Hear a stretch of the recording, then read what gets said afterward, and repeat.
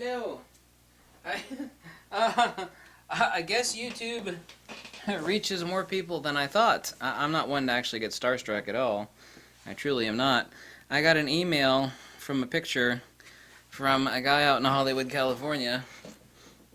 He sent me a picture of himself holding an iPad with my ugly face on it, and let's say the guy is well known globally for his TV show. His TV show, which I actually happen to really, really love. And so I got to give a shout out and go, hey, hey. Uh, I was kind of shocked at first. First, I actually laughed really hard. And then I was like, what? uh, but anyway, I guess I shouldn't say I'm starstruck. I actually have a lot of appreciation for the guy's work. It's absolutely hilarious and funny and intelligent at the same time. And so I guess YouTube reaches a lot more people than I thought. Anyway, that was kind of shocking. I got that just a little bit ago. And hey, I'm not going to name you as you requested. Anonymity is perfectly fine with me. This video is not only for you. I mean, I was going to make this video regardless, but a video about science. What do you think science is, and what was it originally? Let's take an example of like Thomas Edison, who supposedly Thomas Edison did not invent the light bulb, by the way. And Thomas Edison found 10,000 ways not to make a light bulb, and Nikola Tesla made fun of him for being an idiot. See, Thomas Edison was not a scientist, he was a tinkerer. It's kind of like, a broken clock is right twice a day, and a blind squirrel finds a nut every now and then again. You've heard of that old parable. Eventually blind experimentation does pay off. You could be completely blind, and you could be a human metal detector, and we used to use ice picks. We used metal detectors and ice picks to find coins, and metal detecting was fun. You could be completely blind without a metal detector. You go around poking in the dirt enough, you're eventually going to find a coin, right? Given enough period of time. That's all Edison did. He was not a scientist, he was a tinkerer. And he did not even invent the light bulb, for that matter. Science, or physis, or natura naturans, the essa or essence of something, the original denotation of science by the ancient Pythagoreans and Platonists. Now, thanks to the idiot Aristotle, unfortunately, this has come to refer to natural, meaning only physical things, phenomenality, materiality.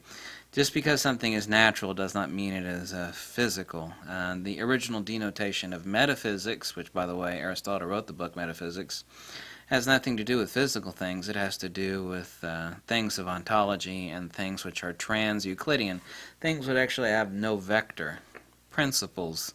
They are pre-empirical, trans-Euclidean principles that are incredibly important, but which are not of the inputs or outputs of any physical experimentation. That's actually where science absolutely falls apart, and then it just defers to philosophy. But not anymore. See, modern science thinks that there's a magic unicorn particle behind everything in nature. It doesn't matter what it is. It's like, well, we have no idea of measuring it. We have no idea, so we're just going to invent a magic particle, and if you give us enough funding, we'll research it for 10 years, which will pay our bills and whatnot. Science, here's the definition of science, and the wrong definition, is a systematic enterprise that builds and organizes knowledge in the form of testable explanations and predictions about the universe. Testable observations that are repeatable. It says, testable observations that are... Testing observations is one thing. Having an insane explanation and repeatable observations is another thing. This is how the idiot Albert Einstein won a Nobel Prize for the photoelectric effect. He made testable, repeatable, and he's not the person that even discovered this phenomenon, by the way. It was J.J. Thomson of the photoelectric effect. He went on to give an explanation for the photoelectric effect, which, by the way, is a huge freaking lie, an absolutely impossible lie. And Einstein never invented anything. People say, well, Einstein won a Nobel Prize. What the hell do you think that means? President Obama won a Nobel Prize before he even took office. Let's not get into politics here. But if you want to talk about Nobel Prizes, let's talk about a man who did nothing. Nothing. And they awarded him a Nobel Prize. He hadn't even taken office yet. He'd done nothing. Nothing. And won a Nobel Prize. So, yeah, obviously the Nobel Prize is an incredibly important milestone that confirms that you really know something. You know? It's like, well, you won a Nobel Prize. Like, yeah, well, this other person that did nothing won a Nobel Prize too. So what the hell is your point? You know, by this insane logic, anyone could have observable and repeatable predictions about rainy season in some part of the world, and yet at the same time have insane explanations that you know, the god Thor was responsible for the rainy season. Technology and its advancement has absolutely zero direct connection to accurate explanations. You know, these little magnets, these neat little things called magnets, they're in 10 bazillion inventions and devices, microphones, computers, TVs, everything's got a damn magnet in it. Yet nobody in the world knows, well, except for one person, and the person that's, everybody else has downloaded the book, knows how the hell a magnet works. What is a magnet, technically? How does instantaneous action at a distance work?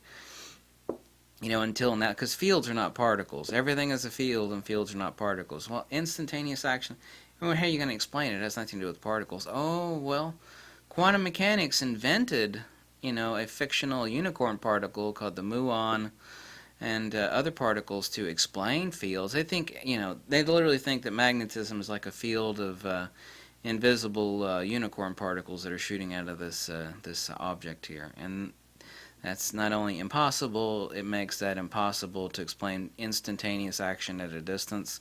It makes it impossible for 10 billion things.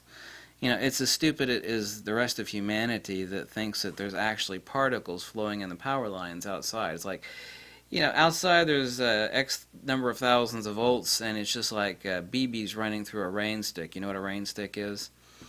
If you think that there's particles, actually, I think it was Oliver Heaviside or Eric Dollard said that it's insanity to think that there's a shower of particles that are pouring through the power lines outside your house. I mean, it is. It's absolutely, you know, it's an absolute insanity. It's as absurd as thinking there's a shower of magic particles that are coming into this magnet. Fields are field perturbations. They are not particles in any way, shape, or form, connotatively or denotatively. A lot of science and physics, of course, is based upon field research, but of course fields are not anything that you can actually test because they're principles that are never the inputs or outputs of any experimentation. Now, someone's going to refute that by saying, well, that's not true because we're able to measure fields using the 4 Maxwellian field equations, but those field equations, A, are vectors, they contain vectors, and they have expressions of effects over time. So they're vectors with effects over time. So the 4 Maxwellian field equations, and they're not equations explaining what the hell a field is because they don't. They're expressions of a change over a given vector and period of time. But that does not tell you what the hell a field is. So the Maxwellian field equations never tell you what the hell a field is. So technology has no direct connection to accurate explanations. You know, Einstein is just one example among countless. Even correct predictions have no direct connection to correct explanations, like the photoelectric effect that I told you. There's another statement by academia and the rest of the brainwashed world that science organizes knowledge. Organizes knowledge. No, that's peer-reviewed based BS, because academia is nothing but a bunch of idiots that get together and they collectively agree with each other's BS, and all they do is they parrot and rehash the crap of the people that came before them, that gave them their tenure and their job. That's academia's job, is to parrot BS of the people that came before them and the people that gave them their jobs. And that's nothing other than intellectual fascism. IF. Intellectual fascism. It's like, you will obey to what we tell you to believe or you're out of here. You're never going to get tenure. You're never going to be a teacher here. Well, that's not science. That's not education. That's not wisdom. That's not learning. That's BS. It's bullshit. That's all that is. So science is not about organizing knowledge. Egyptians had some of the most advanced science, in many ways much more advanced than ours.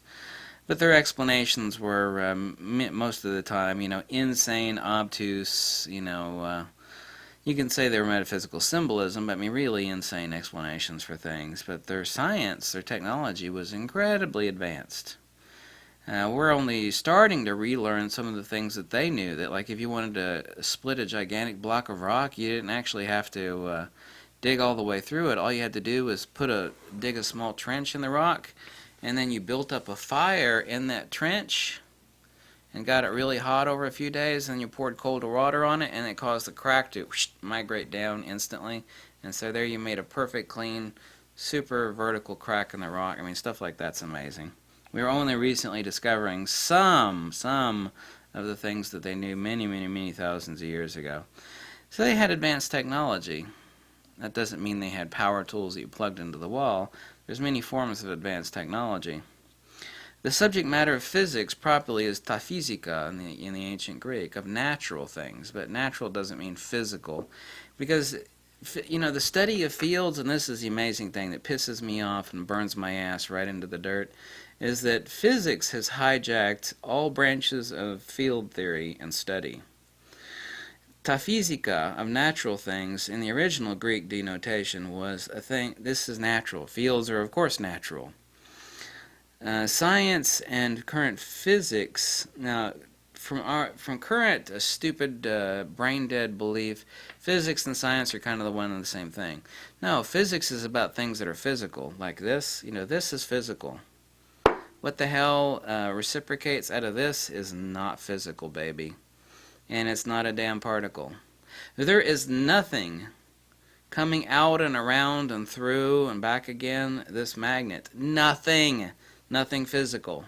Physics cannot study this in a branch of study because this is not physics. This is natura naturans. It is ta physika. It is a natural thing. But what is natural does not mean that it is physical. It is existential. It is material. That is not the realm of the physics should be delving into. And to say that to a physicist would just piss them off, but you'd be right anyway, and those people are brain-dead mental midgets. I mean, they really are. They're mental midgets. So natura naturans, or the essay or essence of something. Modern science is not about the essay. The essence, not the essay. Like, hey, essay, it's another essay. The essence, essay of something. Not that essay, another essay. Modern science is not about the essay or essence of anything. Rather, innovation, invention, and blind experimentation. And here we have technology. Oh, look, technology. That means we know how this shit works. No, it doesn't. There's at least 20 magnets in this computer right here. 20 of these things, not this big. 20 at least. More than 20, actually. Do you think that there's any branch of modern science or technology that knows how the hell a magnet works? No. Do you think ancient cavemen had to know how the hell a chemical reaction works, i.e. fire, to use and discover fire? It's like, well, lightning came down and set a tree on fire, and they learned how to make fires and using something and knowing how the hell something works are two totally damn stinking damn different things. And that's what a lot of you people, and you're not taught any of this stuff in school or college. And this is why the world is just running, is rampant with these mouth-breathing, knuckle-dragging, mental midget morons. The world is full of them. You could think that statement's mean or cruel, but it's also accurate. So, natura naturans, or the essay. It is not about physical things. It is about ta physika. Ancient Greeks had it right. Ta physika, natural things, not physical things. Not things that are... Nothing is more natural than a field. But you see, physics can't study a field because fields are not physical. Fields are not the inputs and outputs in principle of any experimentation. Their effects over a vector in a period of time in the Maxwellian field equations are, but that still does not define what the hell a field is. And none of you people out there know that fact. And if you were to present that information to one of your physics professors, they'll either roll their eyes or turn around the other direction, or they'll shake their head because they're brain dead idiots. You know, you just because you really think those a-holes with PhDs hanging on the wall? Do you really think they ultimately know? Do you think that they ultimately know?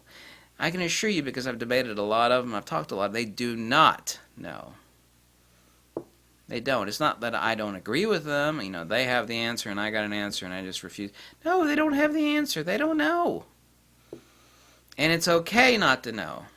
But what's not okay is to think that, you know, to not know but think that you know and tell everybody else that you know. See, if you think you know the answer but you really don't, then you never go out seeking the answer. If at first you know you don't know the answer to something, then maybe you'll go out seeking the answer to that problem. But if you think you know the answer and you really don't, then there's no way in hell that you're going to go out looking for the answer to something that you think you know the answer to. Do you get that point? Good. Bye.